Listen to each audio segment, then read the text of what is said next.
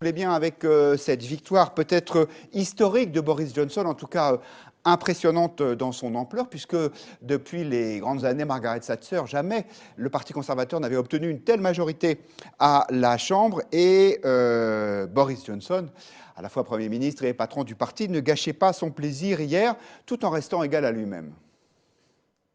With this mandate and this majority, we will at last be able to do what?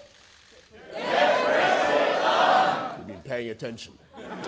Because this election means that getting Brexit done is now the irrefutable, irresistible, unarguable decision of the British people.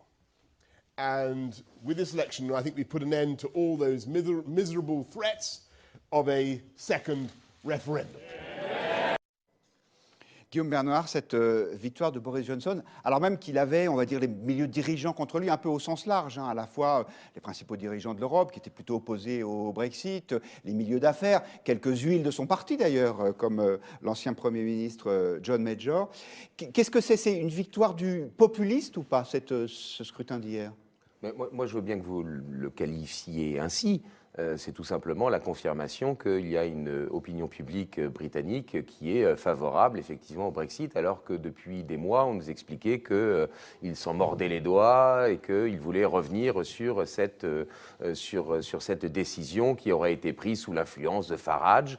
Je crois qu'il y a là incontestablement... Nigel Farage, qui était encore plus brexiteur que Boris Johnson. Oui, mais ils ont quand même réussi à trouver, puisque dans 300 circonscriptions, Farage n'a pas présenté de candidat pour permettre, par le mode de scrutin uninominal à un tour en Angleterre, qui est un très bon mode de scrutin que je soutiens personnellement, eh bien, il a permis effectivement aux candidats conservateurs de l'emporter. Vous l'avez dit, c'est une très grande victoire des conservateurs. C'est surtout aussi le plus mauvais score du Labour depuis la Deuxième Guerre mondiale. Donc c'est d'autant plus intéressant. Elle a dit oui, c'est impressionnant. Le peuple n'est plus à gauche, apparemment, au Royaume-Uni. En tout cas, il vote plus beaucoup de travaillistes. En fait, pour moi, ce sont pas. Enfin, c'est les élites qui sont visées. C'est les élites et le populisme. C'est-à-dire, ce qui a gagné, c'est les arguments populistes.